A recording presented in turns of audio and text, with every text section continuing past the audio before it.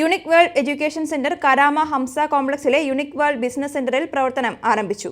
Professional പ്രവേശന പരീക്ഷാ പരിശീലനത്തിൽ ശ്രദ്ധേയമായ PC തോമസ് വർക്കിംഗ് സെന്ററിന്റെയും റോബോട്ടിക് പഠനങ്ങളുടെയും സമന്വയ കേന്ദ്രമാണ് unique world education centre.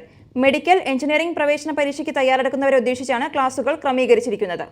Professional college പ്രവേശന പരീക്ഷാ വിദ്യാഭ്യാസ പരിശീലനത്തിൽ ശ്രദ്ധേയമായ PC തോമസ് കോച്ചിംഗ് സെന്ററിന്റെയും റോബോട്ടിക്സ് പഠനങ്ങളുടെയും സമന്വയ കേന്ദ്രമായ unique world education centre Karama Hamsa കോംപ്ലക്സിലെ യൂണിക് വേൾഡ് ബിസിനസ് സെന്ററിൽ പ്രവർത്തനം ആരംഭിച്ചു.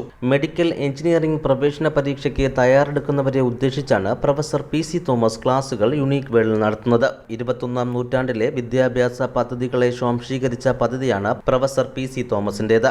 ആയിരക്കണക്കിന് വിദ്യാർത്ഥികൾ PC തോമസ് സെന്ററുകളുടെ സഹായം കേരളത്തിൽ തേടാറുണ്ട്.